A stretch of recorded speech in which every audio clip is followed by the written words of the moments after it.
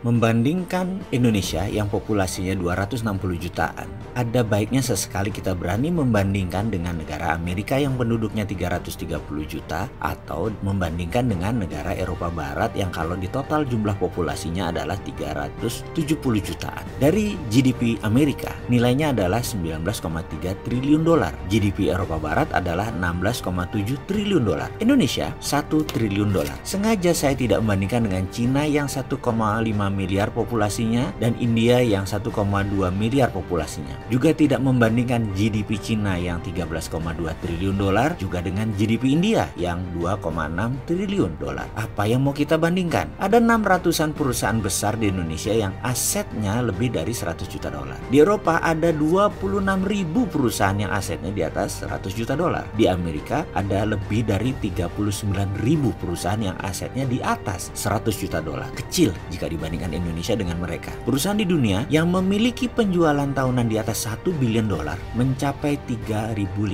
perusahaan dan 60%-nya berada di Amerika. Di Amerika ada 2.300 perusahaan yang nilai penjualannya di atas 1 billion dolar. Dan ada lagi hebatnya, ada 3 perusahaan yang valuasinya tembus di atas 1.000 billion dolar, yaitu Apple, Amazon, dan Google. Kita bicara Indonesia sekarang. Kalau membagi jenis usaha menjadi dua, ada perusahaan besar, ada perusahaan UMKM. Saya tidak tahu persis kategori besar kecil usaha di Indonesia, tapi bagaimana kalau kita sederhanakan? Versi kita sendiri kita buat standarnya. Yang dikatakan besar adalah yang punya aset atau penjualan tahunan di atas 1 triliun. Setuju ya? Dan dengan nilai itu ada 600-an perusahaan di Indonesia masuk kategori besar. Atau kalau kegedean kita kecilin. Bagaimana kalau perusahaan yang asetnya 100 miliar atau penjualan tahunannya 100 miliar itu dikatakan perusahaan besar? Bagaimana kalau itu yang kita pakai? Kalau kategori versi 100 miliar ada 6.500 perusahaan di Indonesia yang masuk kategori besar. Jadi ada baiknya kita pakai itu daripada cuma terlihat 600, lebih baik pakai ini jadi 6.500. Jadi keren, jadi kelihatan banyak perusahaannya. Lalu sisi lain lagi. Bagaimana sisi UMKM, yaitu usaha mikro, kecil, menengah. Berarti kalau kita masukkan 100 miliar ke atas adalah besar, maka 100 miliar ke bawah masuk UMKM. Kita pecah lagi. Bagaimana kalau penjualan tahunannya antara 2,5 miliar sampai 100 miliar itu masuk perusahaan menengah, perusahaan kecil adalah 500 juta sampai 2,5 miliar omsetnya per tahun, lalu di bawah 500 juta per tahun masuk kelas mikro. Setuju ya? Versi kita biar enak aja kita baginya. Gak usah pakai aturan Indonesia apalagi dunia. Kita jadi kecil nilainya. Jadi gak ada perusahaan besar di Indonesia kalau pakai standar dunia. Pertanyaan sekarang, ada berapa perusahaan kelas menengah di Indonesia dengan versi kita itu? Kelas 2,5 miliar sampai 100 miliar itu berapa banyak di Indonesia? Ternyata ada 77.000 perusahaan masuk kategori itu. Jadi ketika dikatakan bisnis UMKM yang katanya 50 jutaan,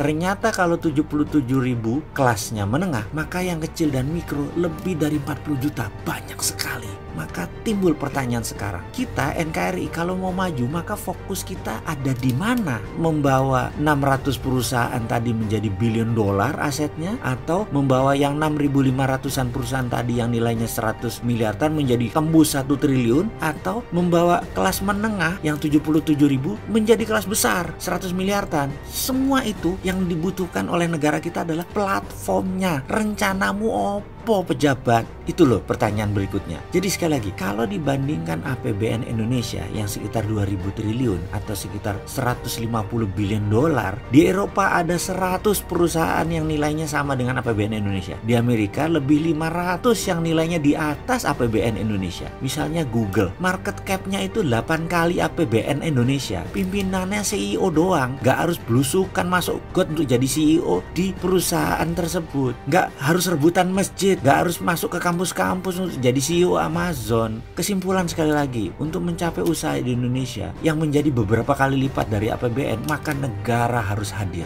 Jangan sampai seperti dikatakan sobat saya pemeroleh Nobel Laureate yang mengatakan bisnis itu banyak resiko, bisnis itu banyak risknya. Ada marketing risk, ada construction risk, ada financial risk, human resources risk, ada country risk, dan yang terpenting saat ini adalah kurangi government risk. Kebanyakan aturan pemerintahnya. Yuk kurangi aturan government risk agar rakyat gampang berbisnis dan sukses.